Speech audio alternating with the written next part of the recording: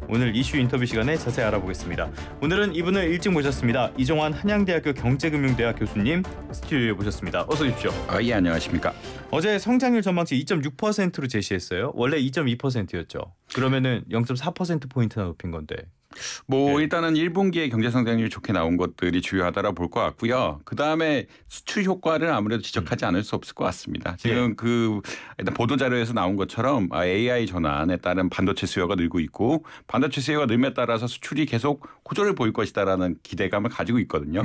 이에 따라서 경제 성장률만 올린 것이 아니라 경상수지 흑자폭도 20% 이상 올렸습니다. 그 말은 결국은 반도체 분야에서 흑자가 나고 이 흑자가 난 것들이 결국 내수로 조금 돌면서 물론 하반기도 내수가 그렇게 좋지 않을 거라고 생각은 하지만 아무래도 기업이 수익이 나게 되면은 내수가 활성화되는 측면이 없잖아 있거든요. 그럼에 따라서 소비가 굉장히 침체가 돼 있지만 하반기엔 소비도 좀 나아지지 않을까. 결국은 수출이 잘 되면서 소비까지 견인하는 이런 양상들이 좀 보이지 않을까 하면서 경제 성장의 전망치를 좀 올렸다라고 아마 이해하시면 될 것 같습니다. 그러니까 지금까지로 봤을 때는 여전히 수출은 회복세. 반도체를 중심으로 하지만 내수 경기 회복까지는 아직은 조금 더 시간이 걸릴 것이다.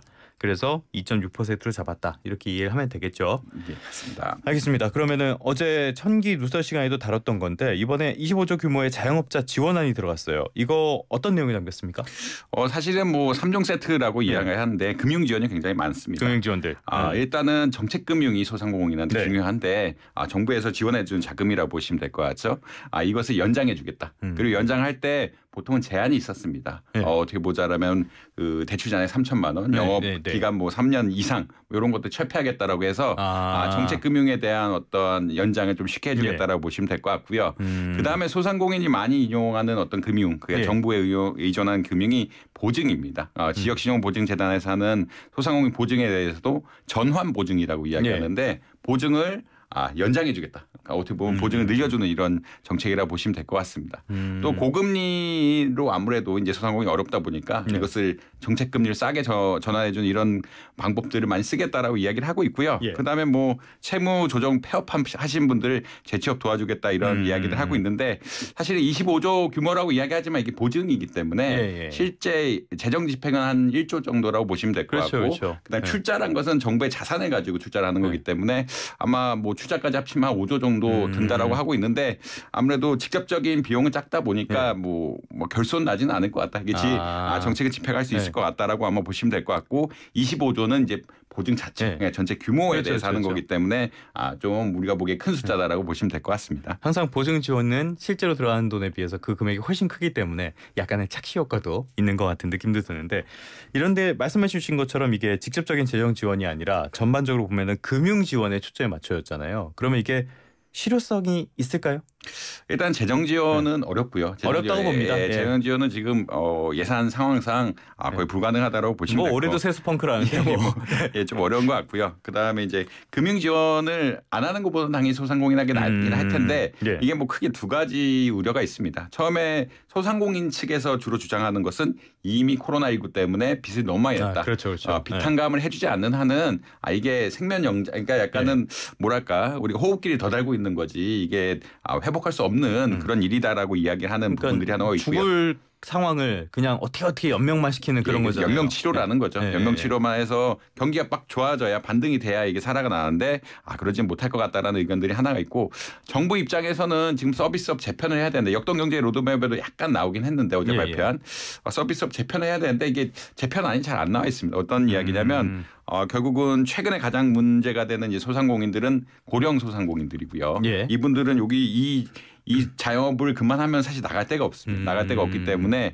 요것들을 어떻게 해야 되느냐, 이분들을 어떻게 해야 되냐 굉장히 이슈가 있고 기존의 어떤 소상공인들을 좀 제조업이라든지 흔히 말하는 근로자를 바꾸는 노력들이 좀 필요하거든요. 왜냐하면 소상공인이 너무 많다 보니까 너무 많다는 게 경쟁이 심하다는 얘기고. 그러니까 소상공인을 좀 줄이고 그 사람들을 제조업이나 이런 현장으로 다시 투입할 수 있는 방안이 필요하다는 거죠. 그거를 흔히 말하는 구조전환, 산업 구조전환을 좀 해서 지금 소상공인이 너무 많고 너무 많다 보니까 실패하는 소상공인도 많고요. 이것이 또 금융 시스템에도 문제가 되는 이런 상황들이기 때문에 이런 구조화된 대책이 좀 필요한 게 아니냐라는 본질적으로 해결하려 그러면 부채 탕감까지는 조금 사실 어렵겠지만 이게 도덕적인 문제가 있어서 뭐 산업구조 전환 이런 것들에 대해서는 계속 논의가 나와야 되는 이런 상황이다라고 보시면 될 것 같습니다. 부채 탕감은 부정적으로 보시는 거고?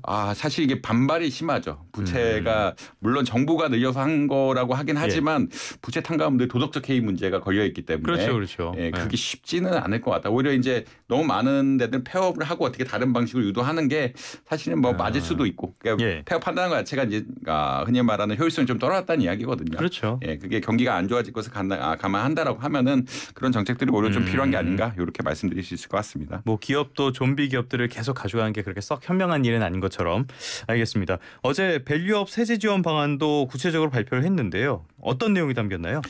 사실은 결국은 뭐랄까 이제 배당 세제 같은 거 배당을 늘린 기업들에 대해서 세제 혜택을 주겠다. 그리고 배당을 받는 사람들 역시 세제 혜택을 좀 주겠다라는 그런 입장으로 보시면 될 것 같고요.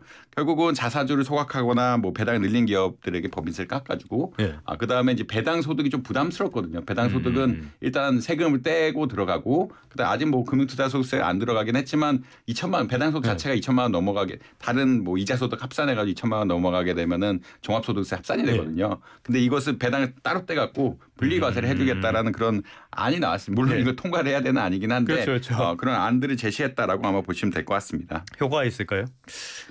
배당 세금 꺾어주는 거는 배당을 늘리는 효과가 있다라고 보통 보는 것 같고요. 근데 이제 이게 뭐 밸류까지 이어지느냐는 좀 다른 이슈인 것 같고, 그러니까 기본적으로 봤을 때 배당 세금 혜택, 그러니까 2015년부터 한 18년, 17년까지 일몰제를 통해서 이런 혜택을 한번 줬거든요.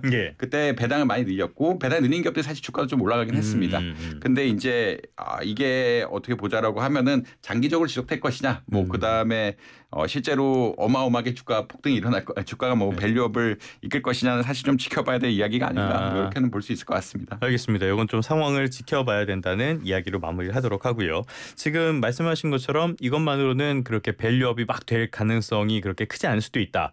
그렇게 해서 지금 개인 투자자들이 요구하는 거는 그럼 금투세를 폐지해라 이거잖아요. 그리고 정부에서도 금투세 폐지가 필요하다 이렇게 이야기를 하고 있고요. 이 부분에 대해서 교수님은 어떻게 보세요? 사실 금투세 이거 원래 조세 원칙은 소득이 있는 곳에 세금이 있어야 되는 게 원칙이죠. 원칙 중에 원칙이죠. 원칙 중에 원칙인데 이제 우리나라 주식 투자에 대해서 자본이득 흔히 말하는 주가 상승분에 대해서는 세금을 안 물려왔거든요. 안 물려왔는데 이것을 세금 내야 된다라고 이야기를 하니까 기존에 어떻게 보면은 고래라고 이야기하는데 코스닥 시장에 지분이 많은 이 투자자들이 이제 팔 것이 아니냐. 갑자기 팔게 되면 주가가 떨어지게 되고 다시 살 인센티브가 좀 줄어들게 되면서 시장이 위축되게 아니냐. 밸류업을 막는 게 아니냐라는 의견들은 굉장히 많고요. 사실 이게 좀 애매하긴 합니다. 원칙상으로는 다 해야 되고 원칙상으로 다 해야 되고 이런 것들이 맞물려 있는데 어떻게 보자라면 사실 이런 자본소득이라든지 상속세라든지 증여세라든지 사실 체계적으로 봐야 되는 이야기이긴 하거든요. 뭐 상속세를 깎아주면서 자본소득세를 그러니까 금투세를 부과한다는 게 뭔가 조율을 해가면서 해야 되는데 지금은 요 금투세는 금투세대로 가고 뭐 상속세는 상속세대로 이게 체계화가 안 돼 있는 이런 상황이기 때문에 어떻게 보면 국회에서 좀 반발도 받고 있고 뭐 야당은 이것이 부자 감세다라고 해서 굉장히 반발을 하고 있는데 반발을 받고 있는 상황이기도 합니다. 사실 밸류업 자체에 대해서는 부정적인 효과가 있는 것이 맞고요. 실제 코스닥 시장 이런 데서 금투세가 들어오면은 주가가 많이 떨어질 것이다 예측하는 전문가도 좀 있다라고는 인식하시면 될 것 같습니다. 알겠습니다. 체계화가 중요하다. 이거는 조금 귀담아 들었으면 좋겠어요. 좀 전에 상속세 말씀을 해주셨는데 상속세도 지금 뭐 완화해야 된다 이런 목소리가 크잖아요. 이 부분에 대해서는 교수님은 어떻게 판단하시나요? 이게 결국은 시스템의 문제인데 상속세, 재산세 같은 것들 완화하는 것들은 기업 활동을 도와줍니다. 대신에 그런 개인 에 대한 세금을 조금 올려야 그러니까 소득세는 또 올려야 되거든요. 소득세, 소비세는 올리면서 기업 활동을 도와주는 이런 체계로 가야 된다라는 큰 철학적인 내용들이 좀 있어야 되거든요. 이것도 체계화네요. 이거는 결국은 조세 시스템이란 게 우리나라 조세 시스템이 좀 하나 너무 이렇게 꼼꼼하게 돼 있다라는 게 왜 이것은 어느 나라죠, 이것은 어느 나라 제도를 하면서 너무 이게 체계가 좀 부족하면서 세금만 많이 물리는 제도가 아니냐라는 평가가 좀 있거든요. 그래서 뭐 스웨덴 같은 데들은 사실 경제 얘기를 한번 겪고 재산세라든지 것이 이런 것들 흔히 말하는 기업의 상속세 이런 것들은 거의 폐지하는 양상이고 대신에 소득세 소비세를 늘리면서 보충해 나가는 그러니까 이제 기업들이 활동을 돕고 개인이 소득을 많이 가져갈 때 세금을 물려야 한다라는 그런 입장들이 있고요. 예. 뭐 미국 같은 경우는 거기야. 좀 다른 워낙 잘 된 입장이고 그러기 때문에 그럼에도 불구하고 상속 같은 것들은 좀 빼주면서 그 트러스트 제도 같은 거 이용할 수 있게끔 뭐 혜택을 주는 결국 전반적으로 우리가 세수는 유지를 해야 되고요. 세수 유지하는데 기업이 활동이 좋게 하면서 어떻게 보면 기업의 성장을 돕고 이런 시스템으로 가야 된다라는 게 뭐 현 정부의 철학인데 이것을 어떻게 보면 좀 메꿀 만한 것들도 약간은 첨부가 돼야 된다고 보시면 될 것 같습니다. 상속세 저도 이제 상속세라든지 어떻게 보면 기업에 대한 재산세 같은 것도 좀 낮춰야 된다고 보긴 합니다. 그럼에도 불구하고 이것을 메꾸려면은 다른 일정 부분에서는 약간 올리면서 메꾸는 이런 방식으로 아마 가야 되지 않느냐 뭐 이렇게 개인적으로는 생각을 하고 있습니다. 그거는 세수 측면에서 말씀을 하시는 건가요? 세수에서 밸런스를 안 맞출 수가 없기 때문에 또 우리나라 이제 고령화의 가장 큰 문제는 재정 지출이 많아진다는 이야기인데 복지비가 칸막이가 돼 있고 그거 많아진다는 얘기인데 거기에 세수를 줄이게 되면은 앞으로 향후 이제 재정 적자가 누적이 될 수밖에 없어서 뭐 전반적인 시스템을 어떤 방식으로 걷고 세금을 어떤 방식으로 걷고 이런 것이 기업의 활동을 도우면서 장기적으로 경제 성장을 유도할 수 있는지 이런 것까지 고민하는 이런 시스템 개혁이 좀 필요한 게 아니냐 이렇게 말씀드릴 수 있을 것 같습니다. 그러니까 밸런스는 맞춰야겠지만은 상속세는 지금 같은 글로벌 상황을 고려했을 때 어느 정도는 완화할 필요가 있다. 이 정도 이해하면 되겠습니다. 아무래도 기업 활동을 좀 저해하는 양상이 분명히 있긴 있으니까요. 알겠습니다. 다음 주제로 가보겠습니다. 정부가 요일제 공휴일을 도입하겠다 이런 내용도 들어왔거든요. 뉴스 보다가 조금 혹하신 분들도 많을 것 같은데 요일제 공휴일이 뭐예요? 일단은 우리나라 공휴일은 날짜죠. 일자로 그렇죠. 정해진 거는 뭐 8월 15일은 광복절 이렇게 돼 있는데 미국의 일부 어떤 휴일 같은 경우에는 뭐 1월 셋째 주 월요일 맞아. 마틴 루터 킹 데이인가 아마 그런 날들이 몇 개가 정해져 있습니다. 그런 건 어떤 거냐면 휴가를 아까 휴일을 붙이면서 사람들이 좀 여유롭게 연휴를 쓸 수 있게끔 하는 그런 제도라고 보시면 될 것 같고요. 아무래도 이틀 쉬는 것보다 3일을 같이 쉬게 되면은 어떤 휴가 기간이 좀 길어지게 되고 휴가 기간이 길어진다는 거는 멀리 갈 수도 있고 소비가 늘어나는 이런 측면들도 있고 사람들 입장에서도 좀 내수 좀 활성화되는 것도 있을 것이고 활성화되고 좀 편한 측면도 있거든요. 그래서 이런 것들을 좀 도입해서 좀 어떻게 편하게 휴가를 늘리고 휴일을 늘리고 소비를 진작해보자라는 그런 의견이라고 보시면 될 것 같습니다. 근데 실제로 이게 내수 경기 활성화, 경기 부양 이런 것들을 기대하는 게 뭐 임시 공휴일이라든지 이런 것들인데 실제로 했을 때는 뭐 이렇게 말씀하셨던 그런 효과도 있지만은 실제 소비는 다 외국에서 하더라. 이런 경우도 있잖아요. 이게 실제로 효과가 있다고 볼 수 있는 건가요? 뭐 국내에서는 아무래도 효과가 있을 수밖에 없긴 하고요. 어느 정도는 있을 수밖에 없긴 한데 이제 앵커님 말씀하신 것처럼 유출이 나느냐 이런 것도 또 지켜봐야 될 사항이긴 합니다. 근데 아무래도 이제 직장인 입장에서는 휴가를 붙여놓으면은 좀 활동이 쉽죠. 활동이 쉽기 때문에 좀 선호하는 입장이라고 할 수는 있는데 꼭 근데 아무래도 지금 연차도 붙였을 수 있고 이렇게 한데 이거를 바꿔야 되느냐 이미 시스템이 구축되어 있는데 바꿔야 되느냐 이런 것은 또 논의가 필요한 이런 상황이다라고 보시면 될 것 같습니다. 저는 휴일이 길어지면 집에서 그냥 밥 해 먹는데. 그럼 별로 효과가 없을 수도. 굉장히 효과가 없는.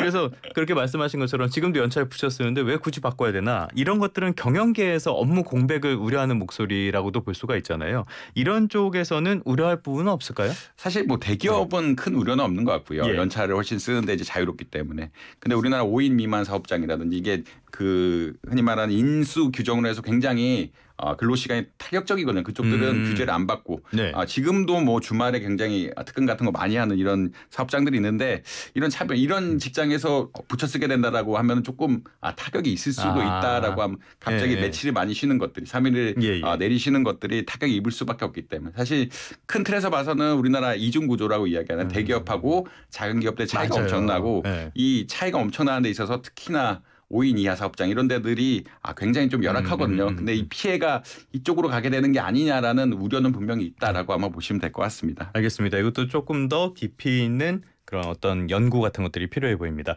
끝으로 지금 대외적인 불확실성이 굉장히 큰 상황이잖아요. 하반기 우리 경제 어디에 가장 염두를 둬야 될지 교수님은 어떻게 보시나요? 일단 뭐 수출은 잘 될 것 같고요. 소비가 그러니까 내수가 얼마나 살아나느냐. 역시 내수. 내수가 뭐 좀 어려울 것 같다라는 의견들이 많거든요. 계속 자영업자분들이 어렵다 하고 실제로 물가가 너무 많이 올라서 우리가 변수를 고려 안 한 건 물가가 너무 많이 올라서 소비가 좀 위축되고 있는 양상들이 분명히 있기 때문에 또 외식비 같은 거 너무 올라가지고 맞아 너무 비싸요. 너무 비싸죠. 너무 비싸서 그러니까 소비를 위축시키는 양상들이 있거든요. 네. 그러니까 결국은 얼마나 내수가 살아나느냐가 우리 실제 생활하는 입장에서 가장 중요한 입장이고 이것들이 좀 지표상으로 봐야 되는데 사실 생각보다 박지는 않다. 박지는 않다라고 보시면 될 것 같습니다. 아무래도 이제 기업들 역시 투자를 많이 해야 되는 입장이고 소득이 돌기가 예전만큼 쉽지 않은 상황이기 때문에 내수를 살리려는 적극적인 노력이 못 필요하지 않을까 이렇게는 생각하고 있습니다. 알겠습니다. 내수를 활성화하기 위한 각종 대책 같은 것들이 필요하다라는 말씀까지 들어봤습니다. 지금까지 이정환 한양대학교 경제금융대학 교수님과 함께 이야기 나눠봤습니다. 오늘 말씀 고맙습니다. 예, 감사합니다.